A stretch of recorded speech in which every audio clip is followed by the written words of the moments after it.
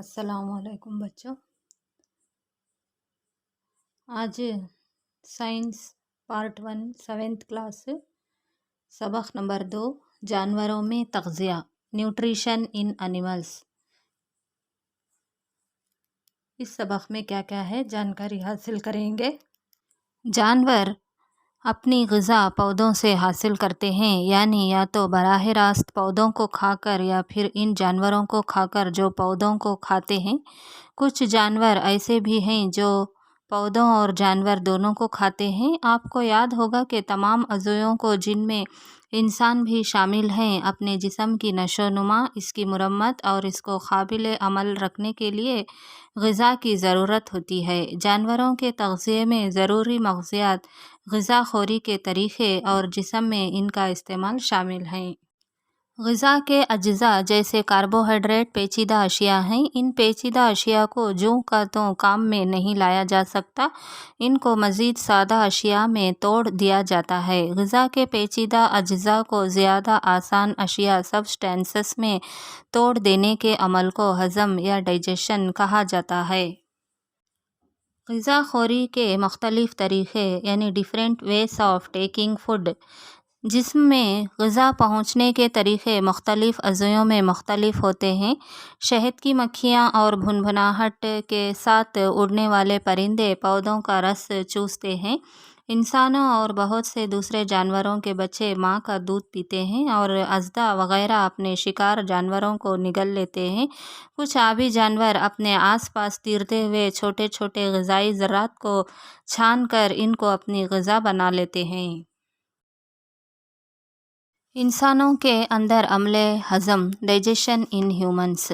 غذا ایک مسلسل کینال سے گزرتی ہے. یہ کینال جوف دہن بکل کیویٹی سے شروع ہوتی ہے اور مبرز یعنی اینس پر ختم ہوتی ہے. اس کینال کو مختلف خانوں کمپارٹمنٹس میں تقسیم کیا جا سکتا ہے. جوف دہن یعنی بکل کیویٹی، غذا کی نالی یعنی ایسوفیگس، معدہ یعنی اسٹمک، چھوٹی آنت اسمال انٹسٹائن، بڑی آنت لارج انٹسٹائن جو ریکٹم پر ختم ہوتی ہے اور مبرز اس میں شامل ہوتا ہے.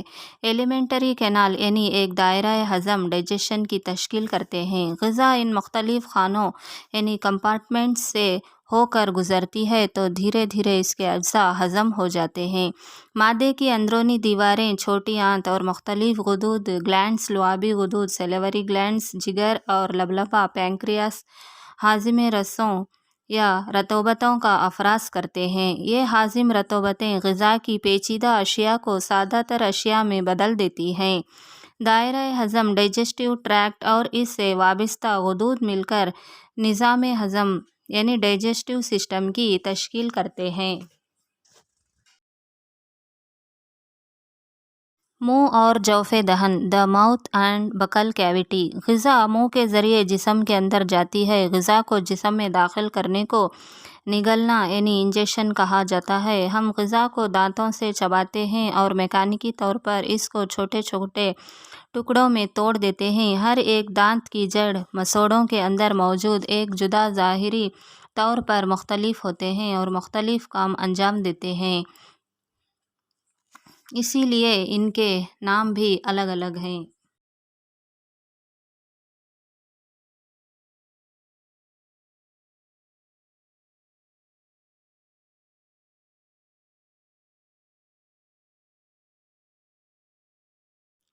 دانتوں کا پہلا سیٹ شیر خوارگی کے زمانے میں نکلتا ہے. یہ دانت 6 سے 8 سال کی عمر میں گر جاتے ہیں. ان کو دودھ کے دانت کہا جاتا ہے.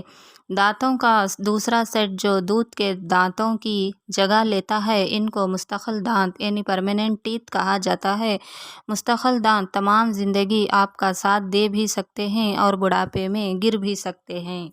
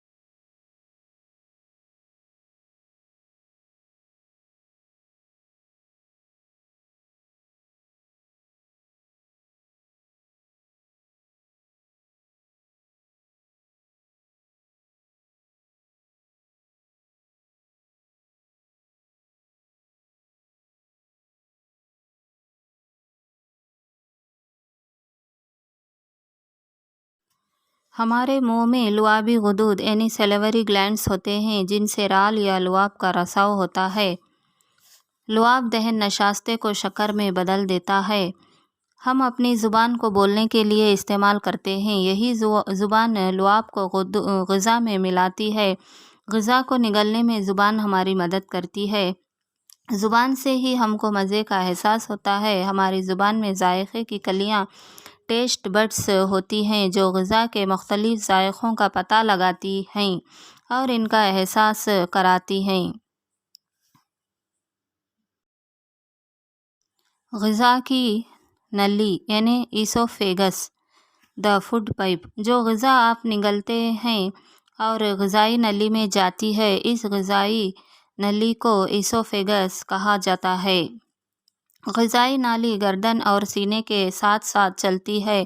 غذائی نالی کی دیوار کی حرکت غذا کو نیچے دھکیلتی ہے۔ حقیقت میں یہ حرکت تمام ایلیمنٹری کینال میں ہوتی ہے جو غذا کو نیچے کی طرف دھکیلتی ہے۔ کبھی کبھی ہمارا معدہ یعنی اسٹمک غذا کو قبول نہیں کرتا اور غذا الٹی یا قے کے ذریعے باہر نکل آتی ہے۔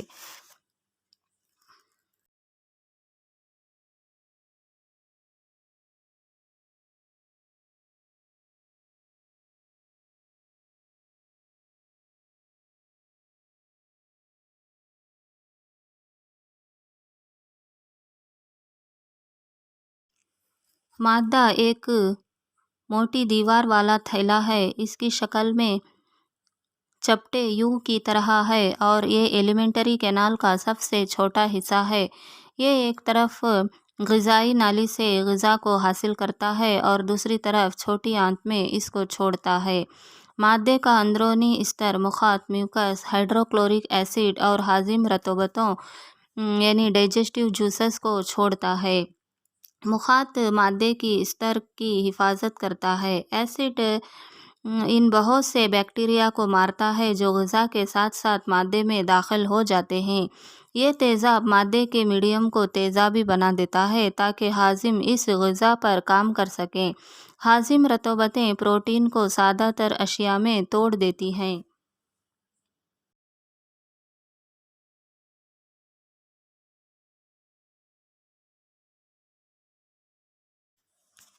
چھوٹی آنت یعنی اسمال انٹسٹائن، چھوٹی آنت جو بہت زیادہ بل کھاتی ہوئی ہوتی ہے، تقریباً 7.5 میٹر لمبی ہوتی ہے۔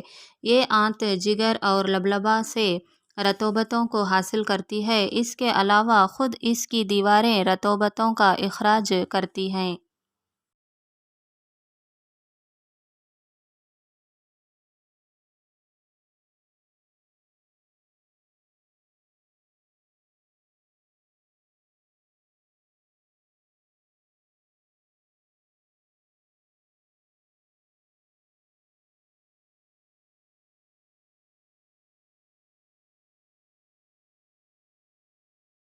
جگر سرخ یعنی لیور سرخی مائل بھورے رنگ کا غدود ہے جو شکم ایبڈومن کے اوپری حصے میں دائیں طرف واقع ہوتا ہے۔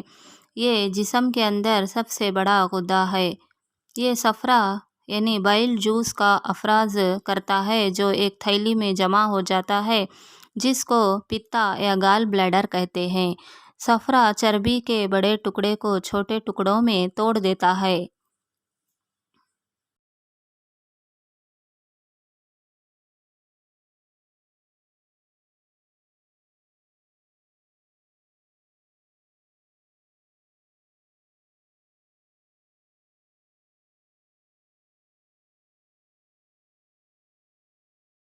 لبلبا یا پینکریاس ایک کریم کلر کا بڑا غدہ ہے اور معدے کے نیچے واقع ہوتا ہے۔ لبلبا کی رطوبت کاربوہائیڈریٹ اور پروٹین پر عمل کرتی ہے اور ان کو سادہ تر شکلوں میں تبدیل کر دیتی ہے۔ جزوی طور پر ہضم شدہ غذا اب چھوٹی آنت کے نچلے حصے میں پہنچتی ہے جہاں آنتوں کی رطوبت غذا کے تمام اجزاء کے ہضم کو مکمل کر دیتی ہے۔ کاربوہائیڈریٹ سادہ شوگر میں جیسے گلوکوز، فیٹی چربی، چکنی ایسڈوں اور گلیسرال میں اور پروٹین امینو ایسڈ میں تبدیل ہو جاتے ہیں۔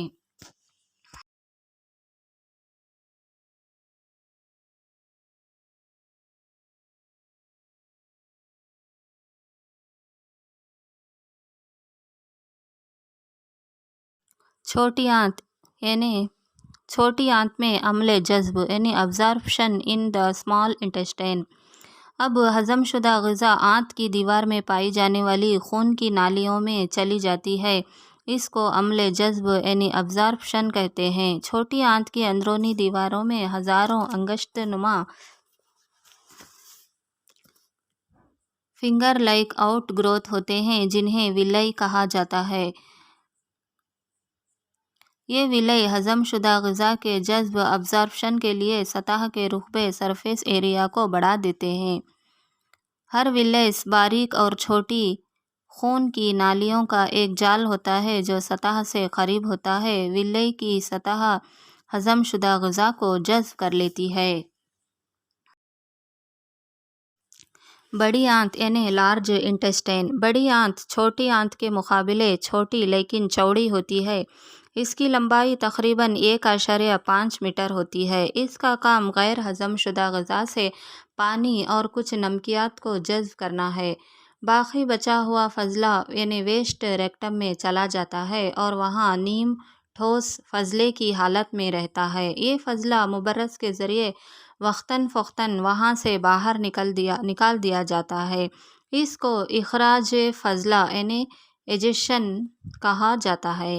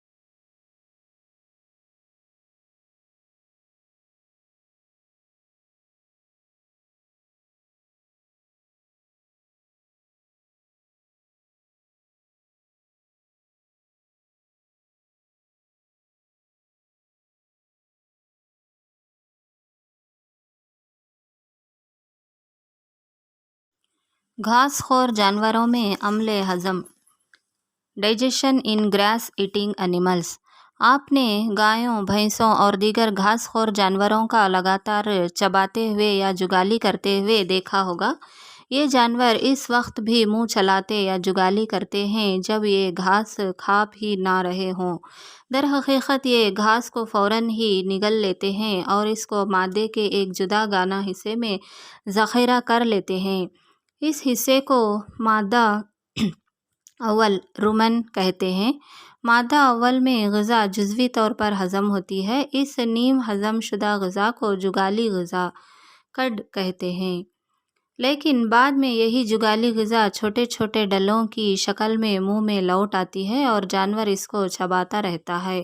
اس عمل کو جگالی کرنا یعنی رومینیشن کہتے ہیں، اور جو جانور جگالی کرتے ہیں ان کو رومینینٹس کہا جاتا ہے۔ گھاس میں سیلولوز بہت زیادہ ہوتا ہے۔ سیلولوز ایک طرح کا کاربوہائیڈریٹ ہے۔ بہت سے جانور جن میں انسان بھی شامل ہیں سیلولوز کو ہضم نہیں کر سکتے۔ جگالی کرنے والی جانوروں میں غذائی آنت اور بڑی آنت کے درمیان تھیلی نما یعنی سیک لائک ایک چیز ہوتی ہے جسے جگالی مادہ یعنی کیکم کہتے ہیں۔ یہاں غذا کا سیلولوز ہضم ہوتا ہے اور اس کی وجہ کچھ ایسے بیکٹیریا ہیں جو انسانوں میں نہیں پائے جاتے۔ بہت سے ایسے چھوٹے عضوے ہیں جن کے نہ منہ ہوتا ہے اور نہ کوئی نظام ہضم۔ پھر وہ غذا کیسے حاصل کرتے ہیں اور کس طرح اس کو ہضم کرتے ہیں؟ امیبا میں غذا خوری اور عمل ہضم feeding and digestion in amoeba.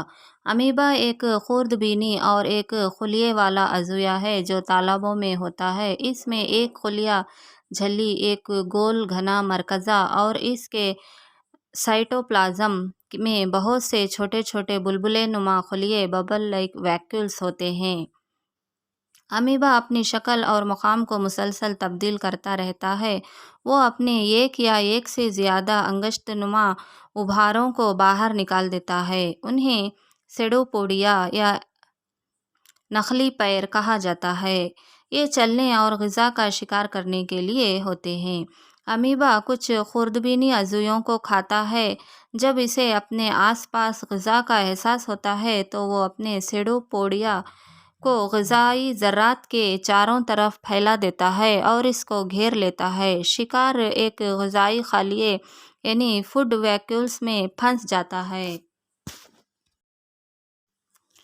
ہاضم رطوبتوں کا غذائی خلیے میں افراز ہوتا ہے۔ یہ رطوبتیں غذا پر اپنا عمل کرتی ہیں اور اس کو سادہ اشیاء میں تحلیل کر دیتی ہیں۔ پھر آہستہ آہستہ ہضم شدہ غذا جذب ہو جاتی ہے۔ جذب شدہ اشیاء نشوونما، رکھ رکھاؤ اور خلوی تقسیم کے کام آتی ہیں۔ غذا کی غیر ہضم شدہ تلچھٹ کو خلیہ خارج کر دیتا ہے۔